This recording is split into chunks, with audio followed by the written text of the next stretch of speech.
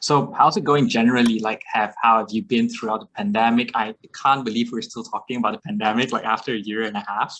Yeah. But how has it been for you this whole time? Uh, it's been cool, man. I mean, honestly, my favorite thing to do is work on music and I mean like writing music and like working on, recording other people or whatever it is, just like always being busy working on the music itself. And I also enjoy playing shows, of course, but when the pandemic initially hit, Night Verses had actually just kind of gotten into writing our new record like pretty heavily. Like we've been working on it since we're always writing in general. And so we had ideas since, even like right after From the Gallery of Sleep, like we had some, which was our last record, we had some ideas already like for the next one. So we've always been kind of like putting things together. But when that initially happened, it kind of just gave us all the time to sit and actually work on it in depth because we had the time to do it and nothing else was going on. And obviously we weren't meeting up as much because of all that as well, but we were working through basically like this, like through Zoom. And there was ways, to get that done. So for me, like I'm the guy in the band that does all the recording, so like for all our demos and stuff like that. So it would be things where, I would start a session and I would share that on Zoom. So Eric and Riley, the drummer and bass player of Night Versus, they were able to basically see what I was doing and I could record guitars live with them watching and like kind of suggesting things or whatever, it was. So it wasn't, from a productive standpoint, I feel like the pandemic wasn't, or like the beginning of it at least, wasn't so bad in that way. Like, yeah, it sucked not having, everyone touring and stuff. And I felt mostly bad for all my friends that were actually supposed to be on the road. But we were actually going to be focused on writing anyway. So it didn't really affect us negatively, I would say, in that way. And it also allowed me to start doing Twitch, which has been really fun as well.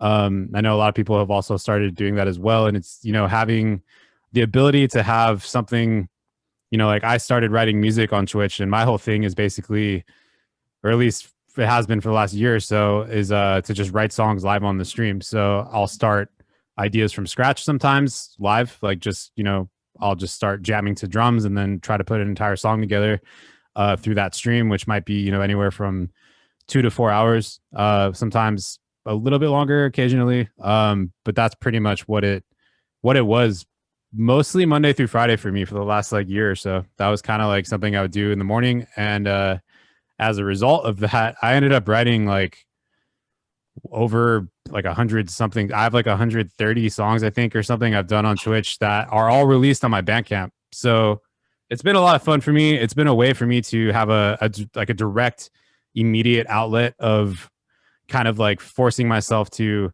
finish ideas and actually put them out often. And also allows me to take ideas for both of my bands. Like sometimes I'd write Headcave songs on there, and some of those are part of the EP we just released in April. And then the other stuff, sometimes little riffs here and there go to Night Verses. So like, it's actually been really cool. So yeah, I mean, long answer. Basically, it's been good. I've been productive, and it's allowed me to really kind of focus on bettering myself musically and as a guitar player, as a engineer or whatever. Like I've had a lot of time to work on honing in on my craft versus like committing to the road for a couple months or whatever. Maybe it would have been. I don't know. I feel like we probably would have been home during 2020 anyway. So, Okay. yeah. Well, that's good. Then, I mean, yeah, like you said, for those who actually had a year packed with tours, I really feel bad for them. And for Yeah. you, it seems like it just worked out, like, not to say great, but then at least it's not as bad and you were still able to do what you initially planned anyway. Maybe not exactly how, but you were still able to do what you planned. So, I mean, it's good to say, it's good to hear that it seems like you're in a better place compared to where you were before the pandemic. So I'm really happy for Yeah. you. Thanks, man. Yeah, I would say that's probably true. And I feel like, I don't feel like that's like the same for everybody at all. So I think like, I'm appreciative that I was able to take the time to really utilize that time, I guess. And I hope, every time I have talked about these kinds of things with people, like I always just think like, I hope people did find ways to make the most of the downtime, I guess, and not make it completely downtime, but like really, take the time to appreciate like being able to focus on yourself and like try to perfect what you're doing maybe. Because yeah, you don't really have that much time otherwise. Like everyone works all the time. Everyone has like busy schedules, but for a second, everybody didn't. Like everybody was home or like not doing something. It's kind of crazy. Yeah, that's true. I think that was like this pandemic is probably our one and only chance to like really sit at home and do our thing, like that thing that we always wanted to do. And I think that's probably why we started to see so many bedroom guitarists appear out of nowhere, and the level of skill is it's insane. You never thought that there were so many people could play guitar or write music that well. And I think it's really thanks to the pandemic that all that could happen, because if not, like you said, people would have just been busy with their jobs and just putting off music, and it wouldn't have happened if not for the pandemic. Yeah, I'm sure that's true for a lot of people, like being able to just finish your music rather than have to wait until you had the time to like focus on it. Yeah, exactly. Yeah. So I'm very happy for you. And you touched a bit about writing. So then that actually leads me to my next question. Like, I was so afraid you were going to answer all the questions before I even asked. Oh, sorry. Yeah. That's cool. It's cool. I'll ramble sometimes. That'll happen. I'm sorry. No, it's good. I'm sure all that will be very, very useful for the people who watch this interview, because that's the whole point of these interviews anyways, to pick your brain. So then you actually talk more than you really should. So this is more of like a conversation rather than an interview anyway. So I think it will be very beneficial for people who are like your fans, who are interested in how you do things. So that's good. It's good that you can go on and on. Okay. So anyway, like I wanted to ask, like, so everyone who knows who you are knows that you churn out songs and riffs faster than a factory produces biscuits.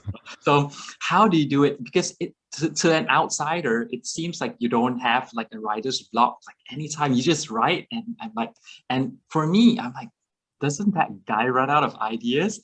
And what makes me feel worse is that you do it on the spot on Twitch, and then you're like, you don't even have to prepare for it. Like, how do you do it? Man, for a very long time, like since I was probably, I don't know, like I would say junior high, so maybe like 14, when I really started playing guitar and I first learned how to record myself, even like so like back in the day when I had a desktop computer, like just a PC, I had like a little computer mic that was just pure. It was meant for literally just talking, but I realized I had that and that I could record with it using like the Windows recorder or something, like the most basic possible recording situation.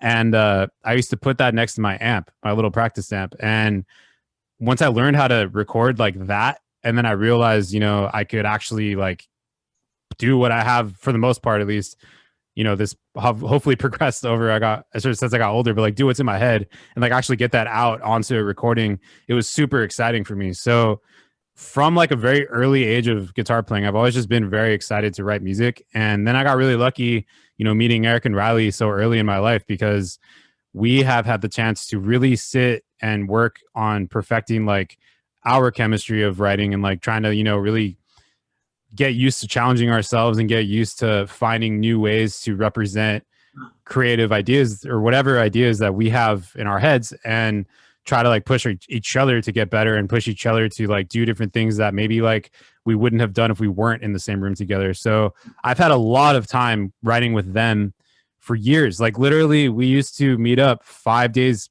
minimum a week for years, like for a couple hours a day, every night, after work or whatever we were doing. We meet up around 7 p.m. We would jam until like 10. And that was it. And it was like a hard cut at 10. Like we always were really good about that, to not upset any neighbors. And until then, like, we would just play. And I attribute a lot of my writing ability, I guess, to the fact that I've had so much time with them and like so much time really like going through ideas and concepts in a quick fashion, to where we got to a point where we don't really have egos with writing. So like, for example, if I suggest something and they don't like it, it's okay. Like I'm not upset about it. I'm not like, oh, we got to use my idea. And so they're the same way. So like there's never any like, weirdness there. And I think because of that, it's allowed me to really understand how to just cycle through things quickly. And, you know, we get to a point too with that band where we've been writing for so long that we want to make sure when we're writing our songs as Night Verses that we take every possible path before we decide that's the final version of something. So, you know, I got used to really like trying 10 riffs over one beat or like whatever, just to hear it or like just to see where different things could go. And I think all that has just been practice. So for me, writing isn't so much a challenge of like, can I do something? It's more just like, how do I do something that's consistently like enjoyable or something that I'm happy about? And sometimes it's a challenge. I mean, everyone gets writer's block. Like, I'm not going to sit here and say it never happens. And I've had my ruts. I mean, like, you know, there are times where I don't really think what I'm doing is like all that great. And then it's like, shit, like I have to like take a step back and, you know, listen to some music maybe, or, you know, just really like try something else. Like maybe I switch guitars. Maybe I'm writing too much on one guitar and I switch to another guitar, or maybe, you know, I change tunings, or maybe I try a different pedal. Maybe I try, you know, there's just different ways that I've learned to kind of combat it, but it does happen sometimes. And the fortunate thing is I play in two bands where I have motivated people. And if I'm not writing something cool, Eric's writing something cool. If in Headcave, like Nick has some concepts, some ideas he wants to do on that, or like Tanner sends me a beat. Like there's a lot of different things that can inspire me outside of myself. And yeah, I think all those things combined kind of allows me to stay motivated to keep writing. And it's fun too, man. I mean, that's the thing, is like, it's gotta be fun. So I think if you're not having fun with it, it can be a little more of a challenge to probably produce stuff frequently. Yeah, definitely. I think there has to be some kind of fire or passion in it. If not, then it just becomes like a routine where you just want to get it done. It's not so much about producing something that's good. It's more about just getting it done. So therefore, the result will obviously be very different. So then you meant, so since we're talking about writing, it's nice to know how you combat like writer's block and things like that. And it's good to know that you rarely face that as well. You just occasionally, that just occasionally happens to you. So, but I think there has to somehow be like a structure or a sort of like a method in terms of how you start, right? Like when you start writing, like how do you usually start? Do you have like a fixed format, or are you the type of guitarist where, you know, you just pick up a guitar and whatever goes? I would say my favorite thing to do is writing. I like to write the drum beats. So I like to have a beat in place, whether it's one that I program first or one that is already written. Like I use Get Good Drums for all of the recording stuff I do and all of my demoing and anything that I have released personally, and Headcave as well, which I also have recorded and stuff. Like all of that is all Get Good Drums. And with those programs, all the different kits they make, they also have groove packs. And so do other companies too. Like the groove packs are basically just pre-made beats that you can drop into your session. So, and they're all at various tempos, different styles. So it's, you know, if I'm not programming my own beats, or I'm not using one of Eric's or Tanner's or something like that, I will take one of those grooves sometimes and just drop those in. And those are inspiring in itself. I think there's a lot to do with drums when you're writing to them, like, especially when you're the one who's in control of the session. So for example, you know, if there's like some really complex beat that has maybe like some interesting accents on cymbals with like a weird snare pattern or a weird kick pattern or something like that, you can isolate those parts. So you can actually just mute the entire kit and only focus on one part of the kit. And maybe like that in itself will inspire something different than if you're trying to jam to the entire beat at once. So I think about stuff like that. And like I was talking about before, like, you know, trying all the different paths you can take before you get to the final result. A lot of that kind of keeps me out of like a writer's block where I get stuck. So that's kind of back, you know, back to that point a little bit. But yeah, I mean, I like writing the drum beats. Occasionally I'll pick up a guitar and just kind of jam. Sometimes I set tempo. There's other times where I think it's kind of helpful to, you know, I do this for a lot of like breakdowns or like rhythmic riffs that are kind of like, you know, it's like a heavy riff that I guess you could say is a breakdown or whatever, but it's more like there's more going on with it sometimes. Like maybe there's like a more intricate rhythm that I'm matching the rhythm on with like different notes and stuff. Those types of things, sometimes I'll literally just pick up my phone and hit the voice recorder, and I'll just like hum like a pattern in just using my mouth. So I'll be like dan da da da da da da or whatever, and I'll do that, and then I'll listen back and I'll write something to that, or I'll program the drums to match that, and then that way. And I was actually talking about this in a lesson recently, is about basically saying like if you do that, sometimes writing with I guess your mouth or like just no guitar specifically is a little more free. So like you're not really, there's no challenge to do something with your mouth like that, but there is if you're trying to play it and think about it and then program it all at the same time, you can kind of overwhelm yourself or slow down the process in general. But if you do something like that where you say it into your phone, then you just have it. And if you're a person that has like any decent sense of rhythm or time, you're probably going to be within a reasonable like BPM that actually would be on time or close to it. So you could even like tap out the tempo, find the tempo of what you're doing, and send that recording to yourself and drop that into your session and then program to that. Like you'll see the wave blips, you know, like I don't know. So yeah, when I write stuff, there's no rules. It kind of just whatever happens. And I try to go in with a vibe. Sometimes I fail at that and I'll spend hours and not get something I like. And then I'll pick up a guitar 10 minutes before I go to bed or something. And like, I'll write a riff and then I stay up for like another hour trying to program the drums to it or something. So you never know when inspiration strikes or when it's not going to work, but I try not to let it like get me down, I guess. I try. Sometimes it happens, but I try to like, if I can't get something out, I'll just attack it again later with a different perspective. Well, that's good to know. And I think sometimes as much as we want things to happen, we just can't force them. And thankfully for you, you're able to get those little moments where you're inspired, you know, whether you're with the guitar or not. And thanks to technology, it's actually much easier for us now because like you said, you can just record it on your phone. It's just so that you don't forget it. And I think that's really kind of one of the keys to writing as well, isn't it? Like to not forget what was in our head like just literally 5 seconds ago, because I started to realize that a lot of people have great ideas, they just never followed up with it, and then they just end up going to the bin or they end up forgetting about it. So it's good that you have that habit where you just hum it on your phone just so that you don't forget it, you know.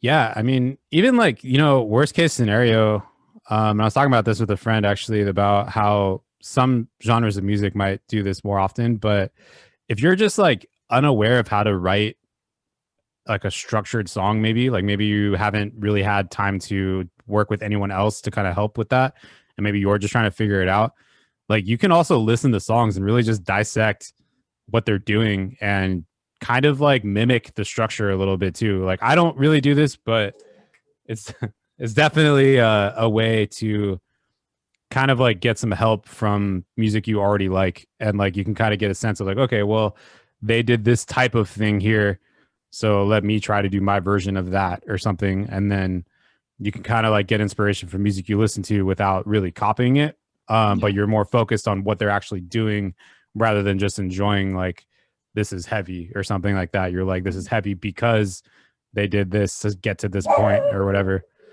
There you go. Welcome to the show. Oh man, there's a moment for like a good, there's like the same dogs will always walk at the same time every day, and they always lose their minds at these same dogs.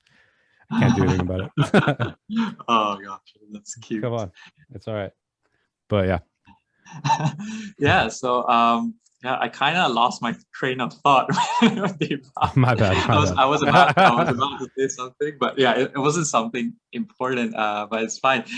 Yeah, so it's good to know that you don't have like a fixed format, because that actually works for most people. And I think the misconception is that people need to sit in front of their door and like pick up a guitar and start writing and force ideas out of them. So I believe your method pretty much you know, is the one that's most convenient for people, regardless of whether they're full-time musicians or working adults. I think that works for them. So then that leads us to the next question. So as you write, obviously, when you write music, it can go on and on and on, and a riff can always be better. It can always be more complex. It can always sound better. At what point do you say that okay, this is where I stop. This is the point where I think it's ready to go out to the public. What point makes you say that? You know, sometimes there are things I've released where maybe I overthought about it. Like I overanalyzed things to the point where I thought like I had to perfect something so much so. And then by the time I put it out, it just didn't even have the effect that I was hoping it would or something like that. And so then I kind of got to the point of realizing, you know what, like it's not always worth overthinking every single thing to the point of like taking forever to actually release something. You should just put stuff out. And, you know, sometimes, you know, I say this for myself. I think with my band, I think we will always take as much time as we collectively need to do what we all are going to be happy with. And that's like its own thing to me. Like I will spend however long we need to write a Night Verses record. But for myself, sometimes, you know, I got to a point where I was applying that same kind of thing. And hold on. It's fine. No respect, these dogs. Anyway, so yeah, like I just think it's okay to put out music if you're happy with it, like just put it out. Like I don't think there's too much you need to really think about to where it hinders you from actually releasing things. And I guess like my finished version of something, I just know if I can sit back and listen to it and not feel like I need to change anything, like I know like, okay, I can see how this might be enjoyable, or like I'm happy with this. Like it's always me first. Like if I'm happy with something, then that's it. And that's like where I know like I've done what I need to do for that song, and there's no thing specifically that is. Like it's not like, okay, I hit that perfect riff, so now it's done, or like whatever. Like it's not that. It's just more when I listen to the entire thing, can I stand by it and say like I did my best for what this is? And then I put it out. And you know, I've just also gotten very comfortable with this whole Twitch thing as well. Like I've never released this much music ever. Like I've literally I release music to like right now. Like I release something once every first Friday of the month since April of last year. So I always am putting something out on the first Friday of the month. And I got used to it. So now like, you know, I try to have a standard still for what I'm doing. Like I don't just, it's not about like quantity over quality or anything like that, but it's made me a lot more, you know, comfortable releasing things that, you know, maybe I would have spent a little more time on sometimes, but at the same time, like, you know, people are going to hear it, and if they like it, they like it. If not, like I have another one coming out in a month from there. So it's like, there's always something else. So it's okay. And then, yeah, like I was saying with Night Verses, like I might be cool with something and I might think something's done, but if Eric and Riley don't, then that means there's more to be explored still. So I'm okay with that. And like, there's never like I'm most excited when all three of us are like, yeah, that's good. Then I'm like, yes, it's way better than something like I might have just been like doing myself. Like it's a different excitement and a different rewarding feeling to me to finish a Night Verses song and be done with it, because I know how much like we put into those and stuff like that. So I don't know. I think it's going to be different for everybody. I think if you're a solo musician, like just don't, my only advice really, if this even would apply to anybody, is just like, don't overthink it to the point of not putting something out. Like if you, for example, like I had this thing, I call it heavy EPs. So I have a heavy EP is my first one. It's heavy EP 1. It has 5 tracks on it. I had these songs that I was sitting on for like a year and a half or more, possibly. I just had them. They're done. Like they're just sitting on my computer. And I was like, I don't know what to do with these. Like I had all these plans. Like I'm going to get singers on it. I'm going to like get a new mix for it. I'm going to redo the drums with a live drummer. Like I had all these plans, and then it just wasn't happening. And then one day I was just like, man, I was going to put this out. Like what do I have to lose? Like I'm just going to put it out. And so I did. And it kind of jumps, like that is the first thing that really started me off, like releasing music of my own. And, you know, some people liked it or whatever, and it was kind of exciting to see a response. And so I was like, well, I can do this all the time. Like I have so many songs that I'm always writing. I might as well just start putting stuff out. Like there's nothing to lose really. So yeah, that's kind of my mentality on it. Is just do it. Like do it. Good. But take your time, you know, do what you got to do to make sure you're happy with it. But once you're happy with it, like there's no Like other than having like a marketing campaign or something where you have like, I'm going to do like a video and then whatever, and you actually are going to do all these things, then that's good. But if you're not going to do anything, like just put that shit out and see what happens and try to, you know, do your best to promote it or whatever. But don't let it just sit and collect dust on your desktop for years. There's no reason for that. Yeah, exactly. That's absolutely true. And like, I mean, you mentioned about marketing. It's like your form of marketing is to make sure that you put out the music that you write. And it's actually what we, your followers, sort of know you for, because we know that, okay, as soon as this comes out, we know that something else is going to come out not long after this tune. And I think that's like marketing. You know, your songs are sort of like marketing. Your planned release for your songs are sort of like doing its marketing on its own, because we sort of know that, okay, there's one coming not long after this, and then after this, and after this, and after this. So there's always something to look forward to. And I think that sort of helps grow your following as well. So then, because there's that consistency there, because the last thing people want is to follow a page and then see them post something and then they disappear for months. And then after that, they come back with like a 30-second thing. And then after that 30 seconds, you disappear for months again. So it's actually good that you have that mentality to sort of put things out consistently, whether you're maybe 100 or 1,000% happy with it. You know, you want to put it out there and then see what happens. I think that's really helpful if, you know, you're trying to grow your following as well. And it's certainly not easy. You make it sound very easy. Like you sound like, yeah, it's like once a month. That's not too hard, but it's actually, I'm sure it's not as easy as it sounds, being a content creator. Yeah, I don't mean to make it seem that way. I myself just got to a point of that. And I'm not even saying like every single song I'm putting out is a banger where everyone's gonna be like, yo, it's the best song you've ever done or something. It's not like that. Like I try to write good songs, but you know, and I do think every release has one that I'm like, yeah, this is my favorite from this. Like I actually really, really like this one or something. Like that happens. But I think Kobe. So I think like, you know, that's all going to be different per person. Like I'm comfortable with a certain thing that I do, that I don't mind being consistent with it. And I feel like I can be and stuff, but that's to a fault potentially too. Like, you know, I'm sure people seeing like the 12th release from me in a year are probably like, okay, cool. Like I get it. Like they might not want to hear another 40th song of mine or something, you know? And I get that too. Like that's gonna happen. Like I'm sure I've burned some people on some of that stuff, and like that's all good. Like that's why I also, you know, all this being said, like I'm also very comfortable knowing that I have Night Verses or Headcave as my serious, like this is the stuff that I will spend like all the time on, and all this stuff will be different, you know, by the end than anything I'm going to do by myself, because like those are other people involved. It's a more extensive project, and that also makes it easier for me to consistently put things out of my own, because it's just like, you know, it's also just, you know, more fuel for the fire of those bands. Like those are all things that ideas that might go towards those bands, and they're both, you know, always bands that I'm trying to keep writing in. So that's it's all just like, it's all for the greater good in the end. Because even if one riff is good but the song is whatever, that one riff might make a Night Versus song better or a Headcave song better, you know what it is, like whatever it is. So yeah, that's kind of my whole thought on it. It's just like, it's easy for me to do it because of those things, I guess.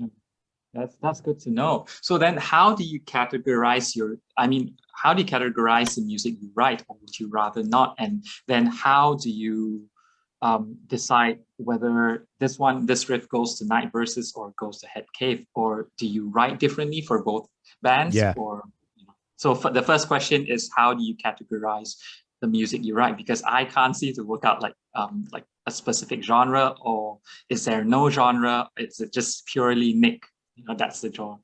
I would say the Twitch stuff I don't categorize. In fact, it's probably the most open-ended looking thing, because I just number the songs. So there's no like real way to identify anything other than if you remember the era of the song, like which month it was or something. But yeah, I mean, categorizing your stuff can be weird. I think for myself, I tend to write a blend of everything I like. So there are songs where maybe the majority of it is clean guitar and it's mellow, or and it's more like trippy kind of focused stuff, like more like ambience and like more atmospheric kind of things, or just more intricate clean riffs. Like those are two things I like to do.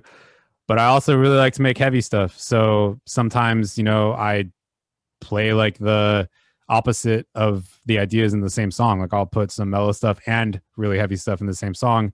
And maybe that will throw some people off, but that's what I like. Like if I was listening to a band, I would never be upset for the most part if they had the blend of all the things like that, because that's what I take from all the bands that I like.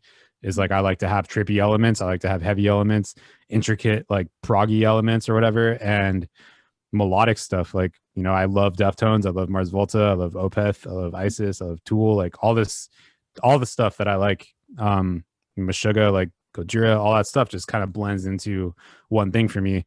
And I try to touch on all of that. But yeah, I mean, there's definitely I think there's times where I try to write specific things. Like I'll go in knowing like I want to write like a drum and bass-esque type thing, or I want to write like a lo-fi part or like song or something like that. And that way, when I do that, I'll stay within like a consistent sound versus like I'm not going to put a breakdown in a song like that probably, or like, you know, I might not go to distortion, even like stuff like that. You know, I keep it relevant to the style I'm doing in those moments. But if I'm just writing just a song, like I don't really have like rules for that. So because of that, I would say, yeah, it's pretty hard to categorize everything. That being said though, because I've written all this stuff on Twitch, my plan every year is to release, you know, assuming I do this until I'm dead or something, I'll just keep writing. And I plan to release a compilation every year of like all the songs that I wrote that year. And in that way, the way I would categorize that is just like all of my favorites from each thing. And I don't know what category that would be exactly, but that's kind of like what I've planned to keep doing. And then I'll probably still do at some point my own release that is a more focused solo release that isn't part of the Twitch stuff. That's totally separate from that. But that's like something down the line. We'll see. Yeah, it's always the solo project that takes the backseat, isn't it? Yeah, I mean, if you're in bands and stuff, I think that kind of makes sense. Yeah, also, because like that, I would treat that differently probably than I would treat anything else, because I feel like I would almost have something to prove to myself that I'd want to make sure that was the sickest thing I've done outside of my bands versus like the Twitch stuff, or, you know, well, yeah, I guess that'd be it. But yeah. That's good to know. Well, so then the second part of the question was that how do you then decide what goes to Night Verses and what goes to Headcave? Or are you like, or do you do things like you just write this part and then actually that sounds suitable for Headcave, and or vice versa for Night Verses? Yeah, it's pretty straightforward for me. Headcave is only, at least at the moment, only 8-string guitar. And so anything that I write that's on an 8-string, 90% of the time is probably for Headcave. But if there's a lot of effects, then it's for Night Verses. So if I'm using more, if there's more like I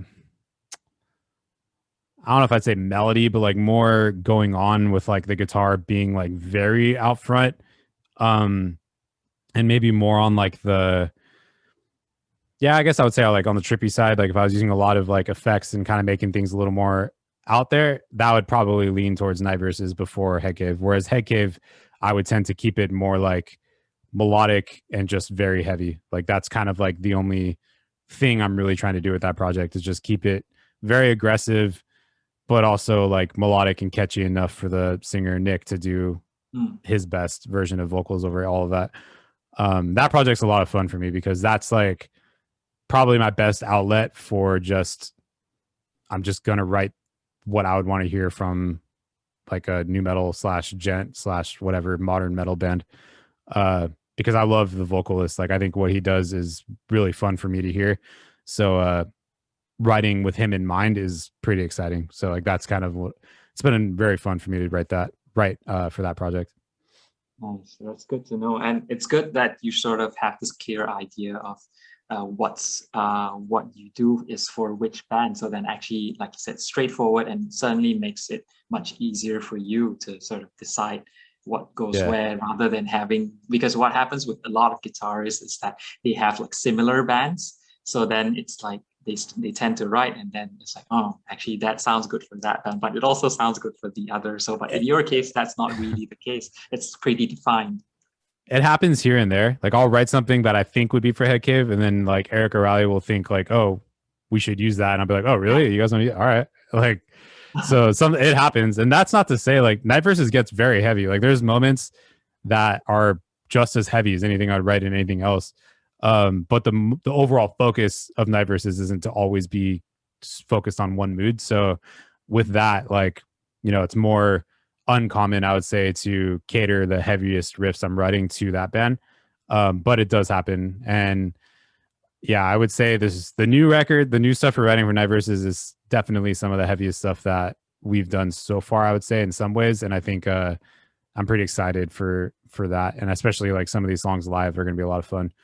But that band has no rules as far as guitars. So I'm using 6, 7, 8 string all over the place on the new record.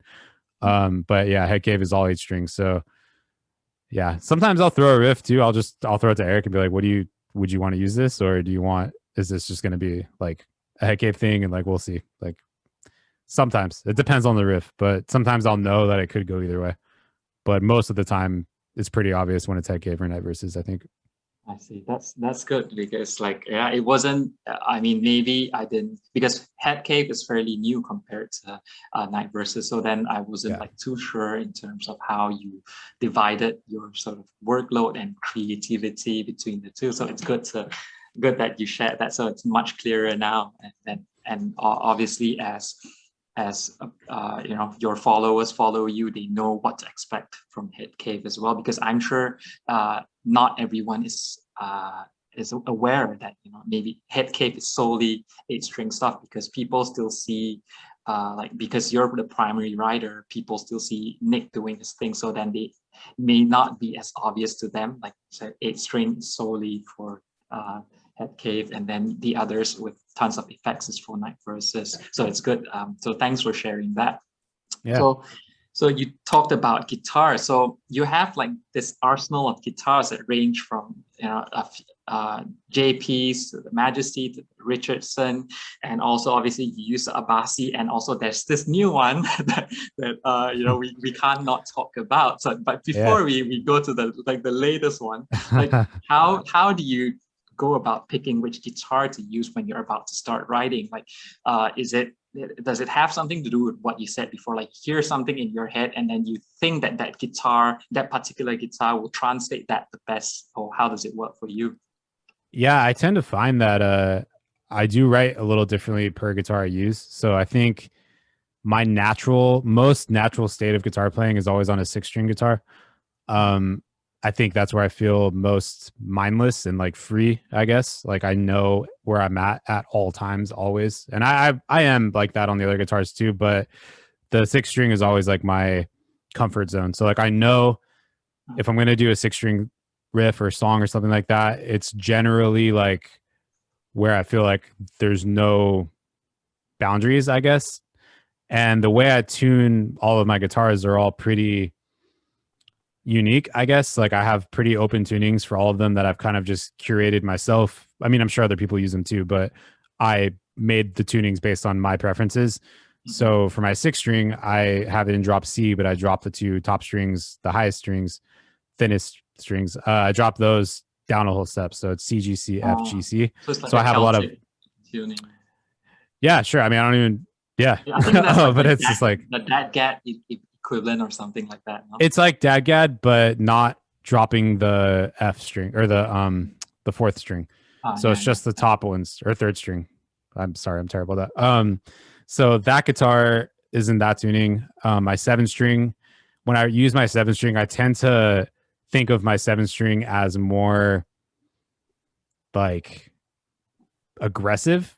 Like I feel like that guitar, I kind of like play more like aggressively, like more like dark and like heavy riffs will always come out of that guitar versus melodic stuff is going to come from the 8-string or the 6-string most of the time. That being said, obviously we were talking about Headcave being aggressive with the 8-string, but with the 8-string, the way I have that set up is I have 4 octaves of F and I have 2 octaves of C, and I have a lot of notes where I can do a lot of harmonics and these big open notes and like big chords and stuff because of it. And I feel like with that guitar, it's very easy for me to focus on being very melodic. And, you know, I love writing clean on that. The Bossy specifically, I think has an amazing clean tone and clean potential. And like the clarity of that guitar is awesome. The way you can get kind of like that sort of like twangy, sort of single coil-ish type sound.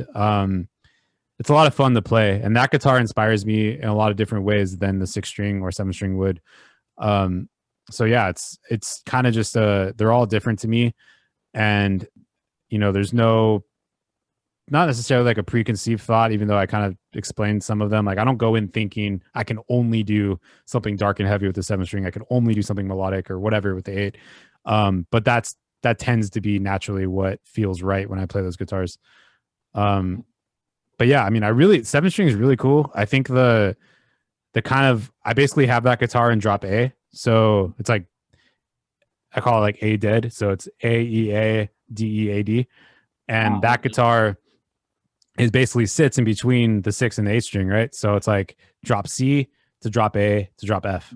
So I have a guitar in all these ranges ready to go anytime. So if I feel like writing something that is really heavy, but I want it to be more clear and like could be for Night Verses, that's usually the 7-string, because with that guitar, I know drop A isn't so low that it's like, oh, this is like Meshuggah. It's more like, this is just gnarly sounding. Like what it like, you don't really know. It's not as obvious. But I think with the 8-string, you can tell like this is a low, probably an 8-string guitar kind of thing. And yeah, so I tend to like that. I also like that in drop A, you can still go like I can pitch shift my guitar more and I can go low and it'll still pick up the notes. So that can go even heavier potentially than an 8-string, depending on how I'm using it. But yeah, so I don't know. I enjoy playing all of them. They're all important tools to me. And it's nice having all of them in the arsenal to kind of like use for different writing purposes. I know, and it's so cool because the way you use the guitar, you kind of expand beyond what the guitar can do with pedals like whammy and things like that. Because I think you're probably one of the few guitarists that still use that whammy as much as you do, because that used to be like the trend. But then in recent modern music, you don't really see a lot of people using the whammy that much anymore. Or even if they do, it's subtle, but then yours is like in your face. You want people to know that you're using that. And I think that kind of contributes to your unique sound as well. Like when you did for the Richardson demo, and that was where I realized, wow, this guy really uses the whammy a lot. Yeah. And that sounded so cool because that was your take on the guitar, and no one else did it like you did. Like demoed the guitar like you did. And that was how I sort of stumbled upon you, by the way. Like it was like I was doing like, oh, Music Man Jason Richardson on YouTube, and it's like, oh, this guy Nick, and I'm like, I'm gonna check it out. And then before I knew it, I was like checking out every single video that you were doing. Thanks, man. It was so nice. And yeah, I think it just sounded so cool. And then if there were like 1,000 views there, I think probably 500 of them were like mine or something like that, because I kept looping thing prior to getting it myself. So speaking of like gear, then I think it's kind of cool that you use guitars differently. And it's so nice that obviously brands like Ernie Ball, Music Man are offering you the chance to like do demos and stuff, so they get to actually explore what's beyond your already vast arsenal. And like, so speaking of that, it's like we just saw that you had the privilege of trying the Majesty 8 yesterday. So yes. What are your initial thoughts on that? That's nice, man. I mean, I don't know if you've played a Music Man, but they make very nice guitars, and in my opinion, they're my favorite guitars to play. I think and I'm not just saying that because I play them. Like I legitimately, like before I joined them as an artist, like I didn't I never really played them in person. Like I'd always seen them and thought they looked cool, but I never got to try one. And I was always endorsed by Ernie Ball for strings for a long time. And you know, one day my rep just kind of asked me, like, have you ever tried Music Man guitars? And I was like, no. And so I went to try them and I was like, damn, like these are really, really nice. And I love the piezo pickup in them. I love the size of them, the finishes, like the body style. They're very easy to play and they sound really cool. And it just clicked with me right away when I played them that they were going to be like really good for me. And yeah, the 8-string, you know, there's no difference there as far as like the quality. I think they spent a lot of time perfecting what that Majesty body would be for an 8-string. And you know, it's like it's a weird thing because you know, 8-strings are generally like kind of bulky guitars. They're bigger. I think a lot of companies have taken a lot of time to kind of perfect the best version of one.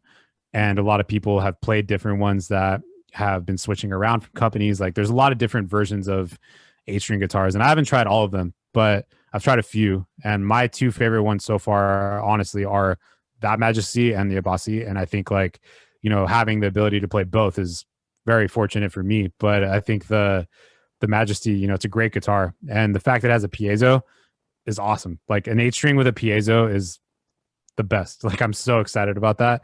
And you know, writing with that guitar felt very natural. And it's totally different than the Abasi too, which is really cool because, you know, playing both of them will have their own applications for me. And I don't really feel the same playing each guitar. Like they, even though they're the same tuning and they're the same like string amount, like they feel different to me. And yeah, I don't know. I think people will like it a lot. I think if you like the Majesty guitar in general, it won't feel that foreign to you. I think you'll get it. And I think Ernie Ball did a really good job of maintaining their aesthetic and their like, you know, their unique quality about what makes them so special with that guitar too. Like they didn't just make an 8-string to be trendy. I mean, actually, like if you think about it, they're pretty late to actually bringing one to the table, you know, and it's because they took the time to make sure it was good. And I think people will like it a lot. And, you know, I'm stoked to see what John does with it. I'm stoked to see what other people will start doing with it as well. I think the piezo is going to be very awesome for a lot of people because as far as I know, there isn't another 8-string with a piezo. And I don't know if I'm saying that right. Piezo. I always say piezo, but that's I think it's piezo. Is it piezo? Yeah. I don't know. Yeah. But those pickups are amazing. And all of my Ernie Ball guitars have them. So I'm stoked that they incorporated that as well. And yeah, I mean, it has everything you'd want. So I think people will be stoked. It does look like it. I mean, and as I think it's also quite cool that it doesn't have like a trem. It's like just a fixed bridge, which is the first for John. Actually, that's kind of unexpected. So like I kind of knew a bit about what was going to happen with the guitar. Obviously, you know, Tim was very nice to share because I kept bugging him for information. And then, but what I didn't expect was not having, I mean, John not willing to have trem on a guitar because he's always had that throughout his career. And then I was like thinking, if he's doing multi-scale, how's it going to work for the trem? You know, are they going to design like a bridge that's so different for him?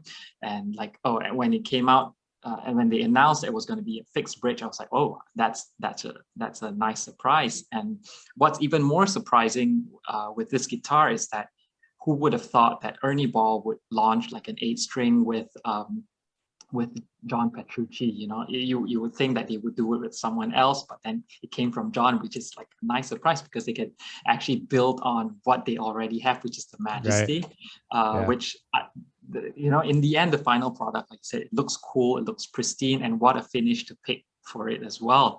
And it's so cool that you get to, you literally got to be one of the first few people who got to play it, which was very nice. And I think they picked the right person to do the demo as well, because obviously you always have your take when it comes to doing demos, and I think you always show a different side of guitar that people don't, and people often use it for like gent and stuff like that, which, not to say it's not good, but then you know, you see that a bit more often, and it's always nice to see someone use the guitar their way and a different way that compared to what most people do. And I really enjoyed your demo, you know, as much as Jason Richardson's demo as well. I think they put, you know, the two of you really pulled it off. Thanks, man. Yeah, I'm stoked to have been able to do that. You know, it was pretty exciting to get the text that they actually had that like was made and ready, and I was like sick because I would ask about an Ernie Ball 8 string for years. I was like, when I want to try one, and it would always be something that was like, it's coming, but you know, we're working on it kind of thing. And I was like, dude, I can't wait to like actually see what that's going to be. So like to actually now it's out and like I got my hands on it and I got to record with it and try it and stuff. It's a nice guitar. And yeah, I'm stoked to get one officially like to use all the time. It must have been like the longest wait ever, because especially for this model, John's been talking about it since last year this time. And then you literally had to wait like a year. And then I remember like Gear Gods, they covered a bit about this. And then like in one of the interviews that John did last year around this time, he was talking a bit about it. So he officially said he's working on an 8 string and it's going to be like on a new album and stuff like that a year ago. So then ever since then, I'm sure a lot of people were like waiting, when is it coming? When is it coming? When is it coming? You know? So now I remember he posted that teaser, the little teaser picture with just the headstock. I know. And I was like, so oh, mean. That was pretty so badass. Mean. I was like, that's sick. Yeah, I know. And then he was like, I think the caption was like some day in the office or something that had nothing to do with like that one. And then everyone just spotted the damn, that's it. It's a straight I didn't even notice. I straight up didn't notice at first. I was like, oh, that's cool. And then I saw people comment. I was like, oh, sick. Like I literally like, I didn't pay attention to that part. I was looking past that and just accepting like, oh, he's in the studio or something. And then, yeah, I saw after comments, I looked back at the headstock and I was like, oh, it's a freaking 8 string. That's sick. Yeah, I know. It's like, yeah, I can't blame you though, because it's like one of those, I found out from the comments as well, because it just looks like, okay, John's in the office and he's got like guitar next to him. That's pretty normal, right? But who would have thought that, oh, there was an extra tuning pack on that headstock there. Yeah, so it was pretty exciting then. Okay, well, so like, thanks so much for sharing what you've shared so far. So before we end our show, I always like to ask for, you know, the guest's advice for people to aspire to achieve what you have achieved musically. So is there anything you wish to share, whether it's about gear or about recording or about writing, or basically anything at all that you feel would be of any value to other people? Yeah, I would say, you know, speaking on gear specifically, I am operating off of a very, very simple setup. So currently I use a Focusrite Scarlett Solo interface, which is barely over $100. I have good, what I think are pretty good monitors. I have JBL 306p monitors. I have these headphones, which are decent Sennheiser headphones.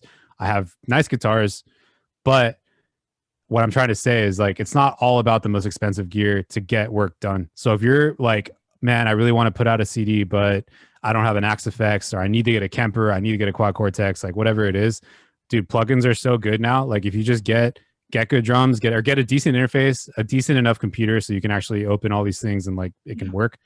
I would say computer first. So get a good computer, get a good or decent interface, like I have, just basic interface, and then use these softwares that they have out now. Like all the Neural DSP stuff is great. Like you can get pro sounding things out of that. Get good drums. Like all this stuff now is set up for you to succeed as far as just creating your music and recording your music and putting it out. DistroKid, TuneCore, all that stuff. It's all there for you to use. Like there's no like reason to put off anything if you're thinking about it. You don't need to be signed. You don't need to be, you know, you don't need management. You don't need any of these things. Like you can do all of these things yourself now. And I'm not saying management and labels are not still important in some ways, but I think like just as far as, you know, people who might be like more reluctant to put something out because they're waiting for something, just don't. Like, what are you really waiting for? Like, you know, if you are not good at mixing, outsource your mixing. DI tracks are what they are. Like, get good at tracking yourself cleanly. Get good at focusing on, you know, perfecting your takes and making sure you have good quality recordings. Like the actual DI tracks are good takes.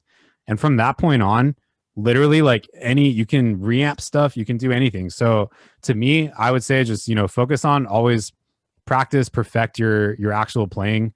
And, you know, the rest of the stuff I think kind of falls into place once you have those things down, as far as like, you know, it takes a little bit to dial in tones and like get to that point possibly. But I think with all the stuff out now, it's becoming a lot easier.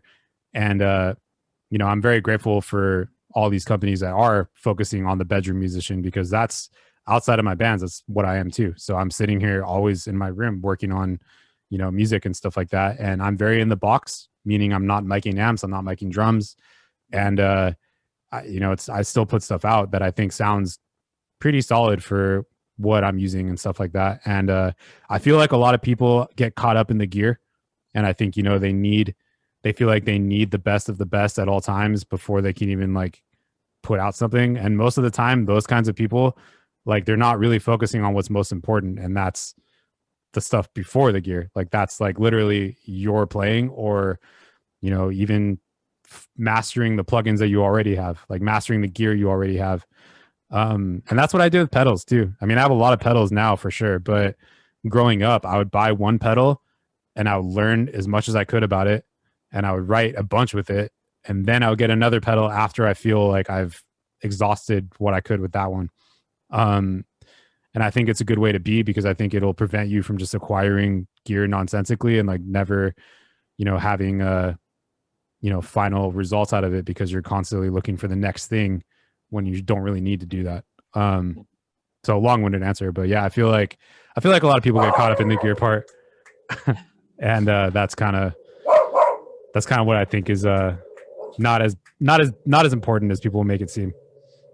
Yeah, that's very true. I think that you're absolutely right when you said they just want to join the show, don't they?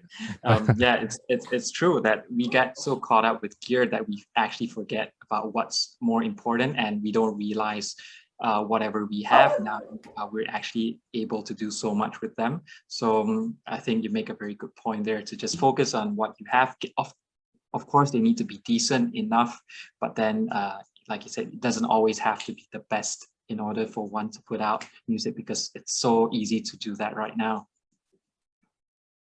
Yeah, no, for sure. And then like kind of what I was saying earlier about the writing stuff too, you know, like, don't overthink everything and try to like just, you know, go with your gut. If you think something sounds good, then it probably does.